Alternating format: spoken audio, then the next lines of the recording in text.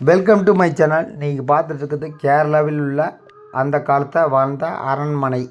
அதாவது அந்த காலத்தில் கோவிலில் பூஜை பண்ண ஐயர்கள், அதாவது தந்திரின்னு சொல்லுவாங்க. அவங்க பேர் கேரளாவில் வந்த ஐயர்கள், அவங்க வாழ்ந்த அரண்மனை, மனைன்னு சொல்லுவாங்க. இது இப்படி தான் இருக்குங்க.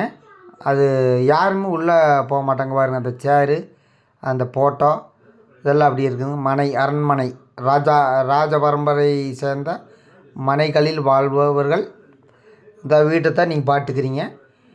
பார்த்தீங்கன்னா இப்படி தான் இருக்குங்க. கேரளாவில் பார்த்தீங்கன்னா செவரெல்லாம் பார்த்தீங்கன்னா எப்படி இருக்குன்னு பாருங்க. அந்த மேலேருந்து இறங்கி வர இடத்துல பார்த்தீங்கன்னா உங்களுக்கு எப்படி இருக்குன்னு பாருங்க. அந்த அளவுக்கு சூப்பராக இருக்குது. சுற்றி மரம். இது ஒரு வீடுங்க, அது ஒரு வீடுங்க. அதாவது அந்த காலத்தில் வாழ்ந்த ராஜாக்கள் இன்னும் இருக்கிறாங்க. அவங்க பரம்பரை இருக்கிறாங்க. அந்த வீட்டை தான் நீங்கள் இப்போ பார்த்துக்கிறீங்க. சுற்றி மரம் தான். அதாவது கேரளாவில் ஆல்ரெடி சொல்லி போய் எல்லா வீட்லேயும் மரம் இல்லாத ஒரு வீடும் இருக்காது. ஆனால் இங்கே பார்த்திங்கன்னா அந்த காலத்தை வாழ்ந்த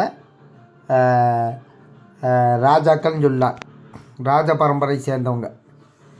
அந்த வீட்டை தான் நீங்கள் பார்த்துக்க. வீடு எப்படி இருக்கு பாருங்க. இந்த மாதிரி தான் இருக்குங்க. கேரளாவில் எல்லாமே இந்த மாதிரி வீடு தான் இருக்குங்க. அதாவதுங்க இப்படி தான் இருக்கும். அதாவது வீடு இப்படி தான் இருக்கும். அதாவது இவங்க ராஜாக்கள், அந்த காலத்து ராஜாக்கள் வாழ்ந்த வீடு இப்படி தான் இருக்கும். அதுங்க அந்த காலத்து வாழ்ந்த மனை, அந்த காலத்து வாழ்ந்த ராஜாக்கள், பிராமின்ஸு எல்லாம் சேரும். அதாவது கோயிலில் பூஜை பண்ணுற, பாரம்பரியமாக கோயிலில் பூஜை பண்ணுறவங்க தான் இவங்க. இந்த வீட்டை தான் நீங்கள் பார்த்துக்கிறீங்க. வீட்டை பார்த்தீங்கன்னு வச்சுங்க, உள்ளே பூரா மரம், தேங்காய் மரம், மாங்காய் மரம், பலா மரம், எல்லா விதமான இருக்கும். பார்த்தீங்கன்னா சுற்றி ஓடு தான்.